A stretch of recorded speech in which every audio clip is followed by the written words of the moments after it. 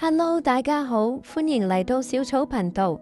好多人，尤其係長者，一到冬天就覺得血氣不足、手腳冰冷、脾胃虛寒。咁有啲咩食療可以改善下呢？今集我就介紹呢款薑糖紅棗暖身茶俾大家。佢有驅寒暖身、補血養胃嘅作用。另外，呢款茶亦都可以暖宮散寒。舒緩虛寒引起嘅經痛，係女性應急嘅神器嚟㗎。仲有係佢一年四季都可以飲用。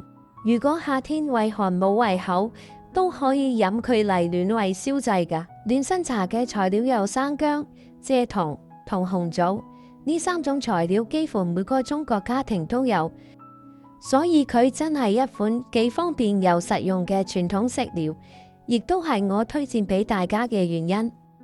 先介紹下食材，生薑有散寒暖身、健胃嘅作用。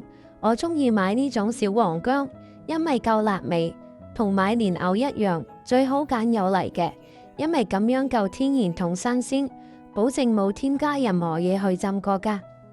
生薑要用刷乾啲泥，連皮切片，唔使刮皮，因為薑皮性涼，可以中和薑肉嘅熱，唔容易上火。我預計煲出嚟約係3碗水，可以飲2日，份量大約係咁多，但可以因人而異。如果你本身體質好寒，就落多啲；相反就落少啲。咁點樣先知道落幾多適合呢？就要你自己試飲一次。如果你飲到好辣，就可以加水稀釋佢，同埋下次落少啲薑。總之以微辣為宜，大家可以按照自己嘅感覺嚟加減份量，但切記呢款茶唔適宜持續飲多次，燥熱嘅人亦都不適用。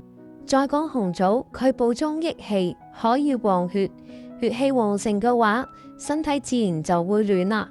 我用4個紅棗，要剪開肉去核，而蔗糖有暖宮補血嘅作用，要用呢一種一片片嘅天然蔗糖。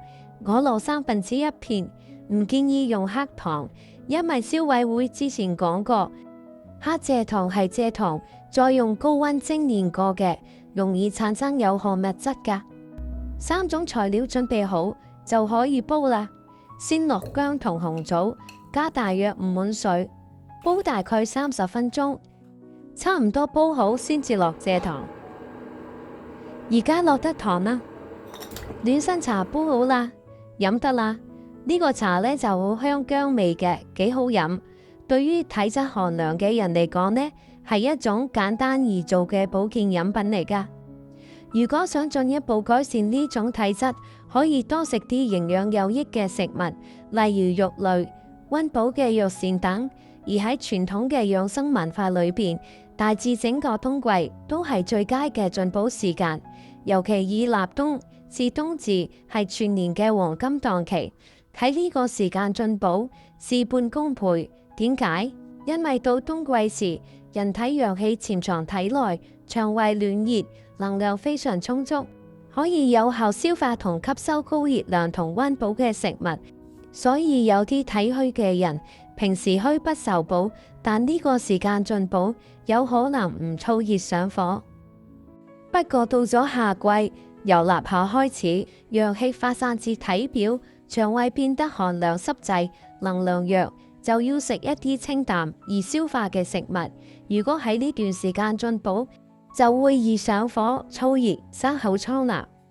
知道咗呢個人體同氣候之間嘅微妙變化規律，中國人應用喺飲食裏邊。我哋會喺冬天先至食羊肉嚟提升陽氣，喺夏天食薑驅散寒氣，從中調和我哋嘅體質。如果想知道更多保健心得，各位可接觸多啲營養學同中醫嘅知識。我只係班門弄斧嘅咋，我可以分享一位台灣好出名嘅倪海夏醫師嘅視頻俾大家，裏面有好多養生嘅資訊，係有別於現代醫學嘅中醫智慧。我會擺佢其中一個視頻嘅連結喺留言區，網友有興趣可以點嚟睇。但謹記身體有問題，必須即時求醫，內容只供參考。最後少少提示，要強健體魄，激發身體嘅能量場。除咗食療之外，適當嘅運動都係好重要㗎。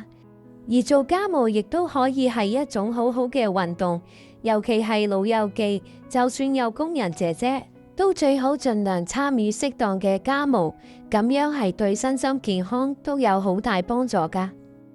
好啦，今集時間到，各位嘅點讚、留言、分享、訂閱係對我做視頻最大嘅鼓勵。